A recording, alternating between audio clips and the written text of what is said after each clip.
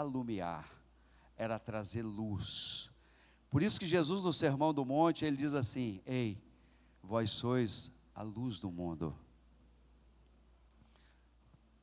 Vós sois a luz para levar luz ao meio das trevas. Um crente lavado e remido pelo sangue do Cordeiro, que passou pelo sacrifício, que passou pelo altar do sacrifício, que se lava todos os dias pelas águas da palavra purificadoras, ele é luz. Aonde você chega, você dissipa as trevas. É propósito de Deus você ser luz, porque aonde há luz, não há trevas, e aonde há luz, a presença de Deus. Você foi incumbido, chamado, ainda no ventre da tua mãe, com um propósito, um dele, ser luz no meio das trevas. Pastor, e a mesa? E o pão? A mesa também era de madeira de acácia, coberta pelo mais puro ouro, que simboliza a presença de Deus. Mas ali estava 12 pães. Ao final do dia, o sacerdote recolhia os 12 pães e trocava por pães novos. Aquele pão era o pão que alimentava os que serviam o templo, os que serviam a obra do Senhor. O Senhor Jesus, no capítulo 6 do livro de João, ele diz assim: eu sou o pão que veio do céu. Os vossos pais comeram maná no meio do deserto e morreram, mas aquele que comer da minha carne e beber do meu sangue, esse terá vida eterna. A palavra do Senhor, a presença do Senhor é o que nos alimenta, é o que nos justifica na presença de Deus. O sangue que jorrou na cruz do Calvário é o que justifica eu e você diante de Deus. Você só passou do átrio para o lugar santo e está se preparando para entrar no Santo dos Santos, porque o sangue dele jorrou na cruz do Calvário em favor da minha e da sua vida. A Bíblia diz que nós somos salvos pela graça, pela fé. Nós somos imerecidos, favor imerecido, não merecíamos, mas recebemos a graça da salvação. Fomos justificados diante do trono de Deus. Ou seja, chegamos condenados, mas Jesus entra na tua frente, abre os braços, e Deus já não vê mais você, um pecador, mas Ele vê o Filho de Deus, o próprio Filho, o seu unigênito, que morreu no teu e no meu lugar, para pagar os nossos erros, os nossos pecados, e Ele te justifica diante de Deus, e Deus olha para você assim, William, e fala: está justificado, você agora é meu filho. Assim somos recebidos por filhos, somos justificados, somos adotados, porque é o momento que aceitamos que o sangue de Jesus nos purifica de toda iniquidade, nosso espírito é ligado ao Espírito de Deus, e aí você se tornou uma nova criatura. Só quem é novo aqui, só quem já teve uma experiência com Deus, porque para passar por essa experiência do novo nascimento, tem que morrer pela carne, tem que morrer da carne, e tem que renascer no Espírito. O lugar santo é esse lugar que nos dá esse entendimento, porque dentro do lugar santo, nós não só podemos participar do pão que nos alimenta, da palavra, da presença de Deus, mas nós podemos também oferecer incenso, nós podemos queimar incenso na presença de Deus. Irmãos, a prática de queimar incenso, se você ler Números, Êxodo, Números e Levítico, você vai ver que ela era para ser feita de eternidade a eternidade, mas ela cessou, porque o sacerdote, ele entrava, se lavava, pisava no lugar santo, ia na mesa do incensário, pegava o incensário, um punhado de incenso, e aí ele começava a queimar o incenso. Na medida que ele dava um passo, ele balangava aqui, o incenso caía, e o cheiro agradável subia. O segundo passo, ele dava mais uma balangada, o incenso caía e o cheiro agradável subia. E ele ia preparando o lugar, o espaço para poder entrar no Santo dos Santos. Mas no formato que ele oferecia e queimava incenso agradável ao Senhor, aquilo ia fechando, aquilo ia cobrindo todo aquele ambiente com a glória de Deus. E a Bíblia diz que o incenso começava a subir diante da presença do Senhor. E o Senhor se agradava com o cheiro agradável do incenso queimado em favor dele. E aí ele permitia agora ao sacerdote entrar no lugar santo, para o Santo dos Santos. Se você ler Apocalipse capítulo 8, verso 4, você vai ver que não se queima mais incenso. A prática de queimar o incenso não existe mais.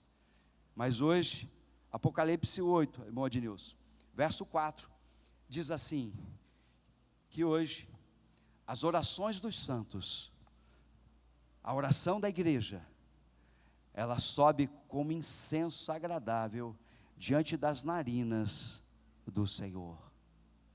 Ou seja, quando você dobra o teu joelho, não quando você está pedindo alguma coisa, Senhor, estou precisando, Senhor, pelo amor de Deus, estou em perigo aqui, vou morrer agora, me socorre. Mas quando você se dobra na presença do Senhor, com o coração contrito, quando você busca o Senhor com todo o teu ser, com toda a tua vontade, com toda a tua motivação, e quando você começa a clamar a Deus, e falar, Senhor, eu sei que o Senhor não atende necessidade, mas o Senhor atende fé. E eu estou aqui pelos olhos da fé, porque o Senhor conhece também o meu coração, porque o Senhor esquadria o coração do homem. Ele conhece as suas diversidades, Ele conhece as suas dificuldades, Ele conhece os dias difíceis. Mas quando você dobra o teu joelho, e você começa a falar com Ele, a Bíblia diz que Ele volta o teu olhar para você, porque a Bíblia diz que o Senhor não resiste um coração contrito, o Senhor não resiste um coração que clama no nome poderoso do teu Filho amado. A Bíblia diz que é um nome que tem poder sobre a vida, sobre a morte, que tem toda a autoridade no universo. Filipenses diz assim, que sob o nome de Jesus há todo o poder. E quando você clama no nome de Jesus, Deus olha para você. E aí nesse momento, começa o teu clamor. Eu não sei o que você tem pedido a Deus, eu não sei o que você tem apresentado a Deus. Cada um de nós tem diferentes petições. A Bíblia diz que Ele não só é Pai, todo Pai, nós que somos, Jesus falando, nós que somos homens, ouvimos o pedido de um filho. Porventura, vocês que são homens, são maus, quando o pai pede um peixe, vocês dão uma serpente, ou pede pão, ou dão um pedaço de pedra? Assim muito mais o vosso Pai, que é Deus, vai atender as vossas orações. Então quando você começa um clamor, a Bíblia diz que o ouvido do Senhor, Isaías, ele diz, o ouvido do Senhor não está tampado, as mãos não estão encolhidas para que não possa te atender.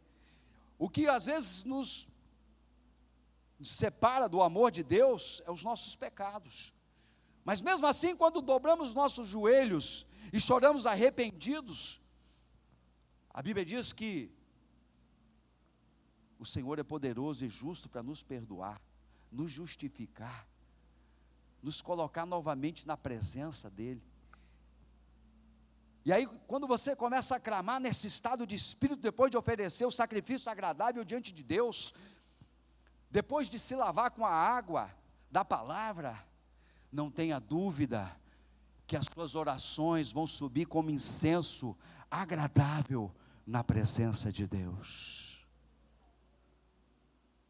Só que Deus não vai ouvir a tua oração. Deus vai aspirar, irmã Vasti, irmã Alda, as suas orações. Quando você estiver clamando e chorando o Senhor, Ele vai fazer assim, ó,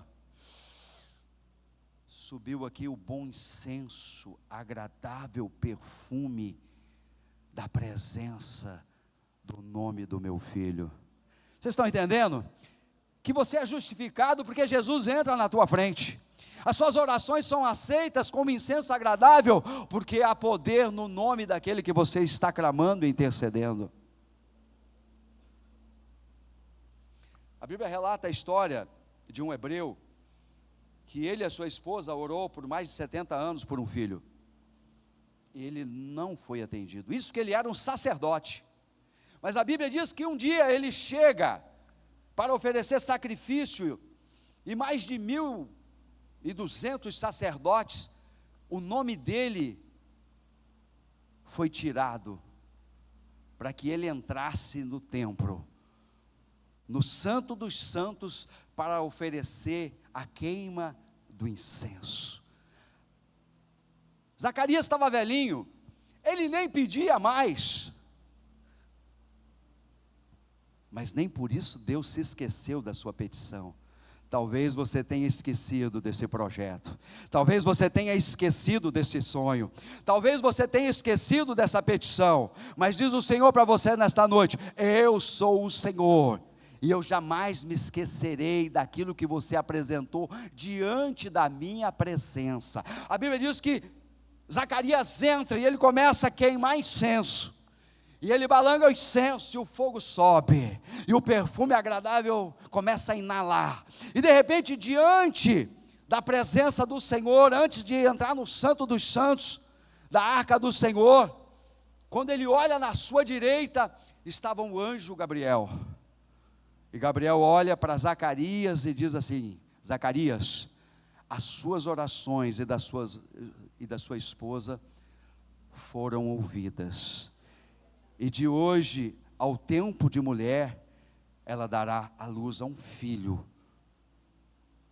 o filho da sua velhice, o filho da sua bênção. Já pensou?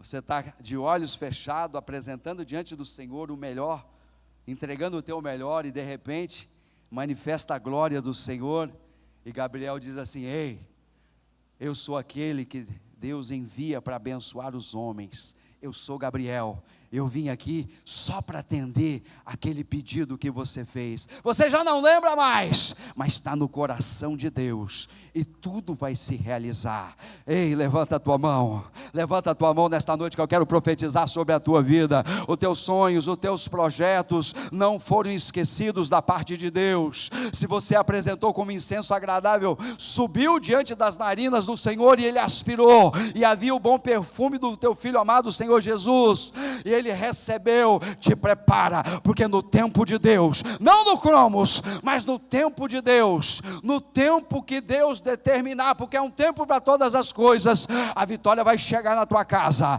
a vitória vai chegar sobre os teus sonhos, os seus projetos, a vitória vai chegar sobre a tua saúde, porque Ele é o médico dos médicos, Ele é o Senhor dos senhores, e Ele está aqui na presença do Espírito Santo. Se você estiver sacrificando hoje o teu melhor, pode glorificar a Deus, porque eu vou profetizar a tua vitória nesta noite, em nome de Jesus. Quem puder, aplauda Ele.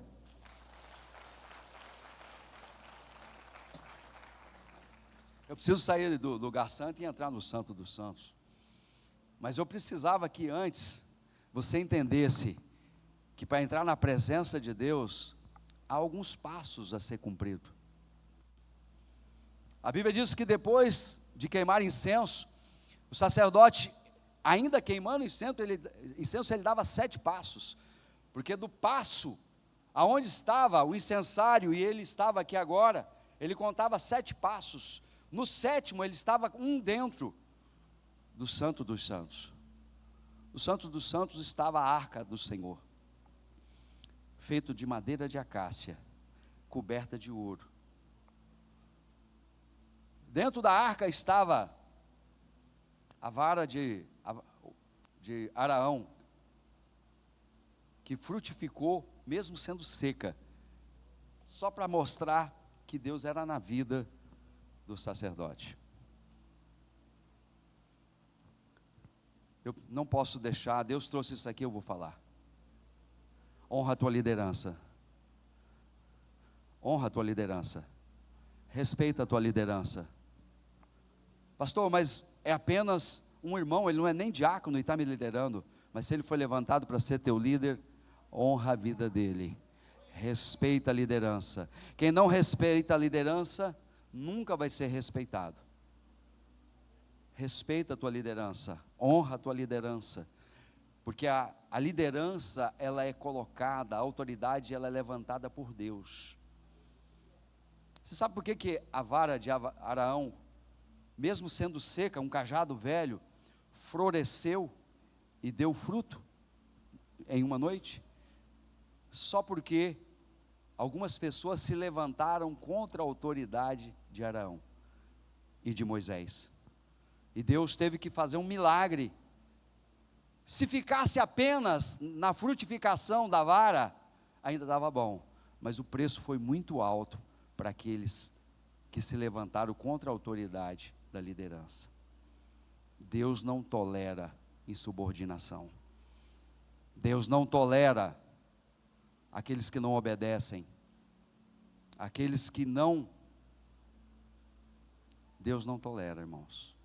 Então dentro da arca estava a vara, estava também um pote de maná, estavam as tábuas da lei, e sobre a arca, uma tampa de ouro com 2 querubins protegendo. A Bíblia diz que ali, Deus descia para falar com Moisés, e para receber a oferta do sacrifício, para o perdão do povo.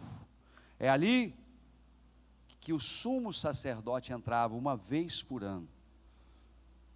A Bíblia diz que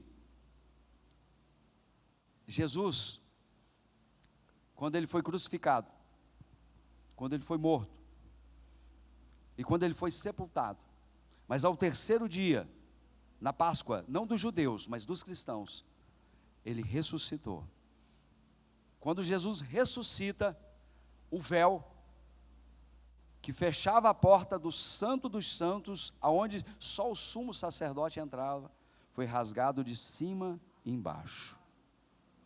Sabe por quê? Porque a partir daquele momento ficou declarado que agora o homem não mora mais sozinho, não vive mais sozinho. Assim se cumpriu a palavra, para que todos os homens fossem feitos e declarados sacerdotes dos seus lares, das suas casas, para que cada um pudesse ter acesso ao Santo dos Santos. A ressurreição de Jesus, assim que o Senhor Jesus ascende aos céus, ele diz assim: olha, não fiquei tristes, antes orai, antes animai-vos, se alegrai-vos, porque eu vou subir ao Pai, preparar morada para cada um de vós, mas eu vou enviar o Consolador, aquele que convence o homem do erro, do pecado e da injustiça, e ele vai ter o mesmo poder que eu tenho, ele tem o mesmo poder de curar que eu tenho, de libertar que eu tenho, ele tem o mesmo poder de multiplicar, de abençoar. Eu vou enviar o Consolador. A Bíblia nos ensina que todos que passam pelo sacrifício do átrio, que oferece incenso e que coloca a sua vida diante do altar, ele não só entra no Santo dos Santos, mas ele se torna o próprio templo e morada do Santo Espírito. 1 Coríntios 6,19, Paulo vai dizer assim: ei, cuidado com o vosso corpo, cuidai dos vossos corpos, porque o problema do corpo é que no corpo você contrai a imoralidade, porque o corpo de vós é templo e morada do Espírito Santo. Por isso que a Bíblia, ela é tão, ela aponta principalmente para o pecado do corpo. Às vezes uma falha de caráter, às vezes uma falha, às vezes até de fé, mas o pecado do corpo nos leva à imoralidade. E quando nós maculamos o corpo, não tem como o Emanuel ficar aqui dentro. Quando você macula o corpo, você deixa de ser templo e morada do Espírito Santo. Eu vou ter que chegar. O Espírito Santo colocou algo aqui no meu coração. Irmãos, hoje nós estamos vivendo no meio de uma sociedade que ouve as ministrações da internet, que lê muito, que escuta muito, que até vem na igreja, mas que vivem uma vida promíscua, debaixo de uma imoralidade sexual. Ei, jovens que estão dormindo juntos sem se casarem, sem contrair matrimônio, jovens que estão querendo participar da ceia, às vezes até participa da ceia, e mesmo o pastor falando assim, cuidado, mesmo fazendo todo um trabalho, avisando, cuidado, para não entrar na linha do pecado. E como o Deus desse século cauterizou a mente dos homens, dessa sociedade, para que não entendam, não ouçam a palavra de Deus, está tudo numa base só, virou normal. Não é normal. Ei pai, não é normal o namorado da sua filha dormir na tua casa. Ei, não é normal, mãe, a namorada do seu filho dormir na tua casa. Isso não é normal. Você está quebrando a lei, isso vai trazer consequências. O Espírito Santo vai sair da vida dela e vai sair da tua vida, porque você, papai, é responsável pela vida do teu jovem que está dentro da tua casa. Quem manda na tua casa é você. A imoralidade sexual tem afastado a presença do Espírito Santo das nossas vidas. A imoralidade sexual tem afastado a presença do Santo Espírito de conduzir ao estado de milagre. A imoralidade sexual tem afastado o Espírito Santo. E nós precisamos deixar bem claro. Cada um leva a vida que quiser. Mas eu sou obrigado a pregar o que está escrito aqui, irmãos. E eu não vou deixar de falar a verdade. Porque a verdade, ela é pura, ela é limpa, a verdade edifica, e eu preciso pregar o que Deus me entregou.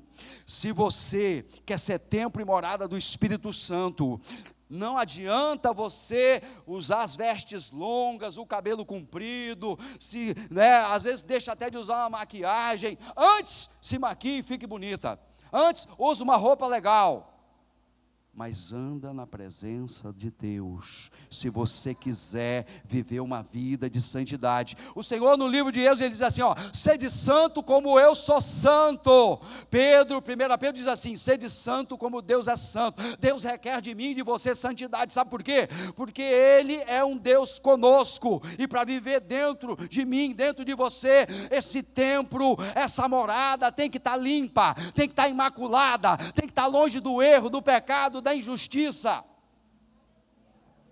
Não adianta eu falar com hipocrisia para vocês, eu tenho que falar a verdade. Eu sei que muitas vezes a verdade dói, principalmente quando mexe com o meu filho, quando mexe com a minha família, mas esse é o princípio bíblico, a palavra tem que ser pregada. Eu não conheço, eu já me restringo a visitar a casa dos irmãos, eu só vou se me convidar. Falar nisso, acho que o último que eu fui faz tempo que eu fui na tua casa, né, irmão Antônio? Né? Teve um churrasco lá, eu fui. Né? Por que eu não fico de casa em casa? É porque quem tem que falar com você é a palavra e o Espírito Santo. Eu não vou na tua casa apontar o dedo, eu não quero saber dos problemas, eu não quero saber das coisas que acontecem. Quem fala comigo aqui é o Espírito Santo. Então eu não estou mexendo com a vida de ninguém, eu estou aqui entregando o que o Espírito Santo mandou entregar para você. Eu sei que é difícil dar glória a Deus, né? Mas eu estou entregando, porque eu não conheço a vida de ninguém. É por isso que Deus me dá autoridade para falar a verdade. E eu estou aqui para ajudar você a ser templo e morada do Espírito Santo. Eu estou aqui para ajudar você a ser cheio de Deus. Eu estou aqui para ajudar você a ter intimidade com Deus. Eu estou aqui para ajudar você a ter uma experiência com o Espírito Santo. Eu estou aqui para ajudar você a ser um homem abençoado, um jovem abençoado. Eu estou aqui para que você seja sal da terra, a luz do mundo, para que você seja um manancial, seja bênção em pessoa. Não estou aqui para acusar a vida de ninguém. Estou aqui só para dizer que Jesus te ama. Por isso Ele mandou pregar esta palavra. O fogo, Provérbios diz assim, que o fogo, prova, o crisol prova a prata, o fogo prova o ouro, mas os corações prova o Senhor. O livro de Hebreus diz assim, todo aquele que eu recebo por filho, muitas vezes eu repreendo. Então se sinta filho nesta noite, porque Deus não repreende quem não é filho, e eu me incruzo aqui hoje sendo repreendido, porque a repreensão nos faz crescer, nos faz meditar, nos faz mudar de vida, e quando mudamos de vida, e começamos a alegrar o Senhor, recebemos a dádiva de ter o Espírito Santo. Pastor, faz tempo que o Espírito Santo não fala comigo, tenho orado muito, tenho jejuado. Mas se você ora muito, jejua muito, mas não se aparta do erro, do pecado e da injustiça, não vira nada. Você precisa sim orar, precisa jejuar, mas você precisa também se abster das falhas. Vamos ficar de pé? Eu já entreguei a mensagem. Cadê o grupo de louvor?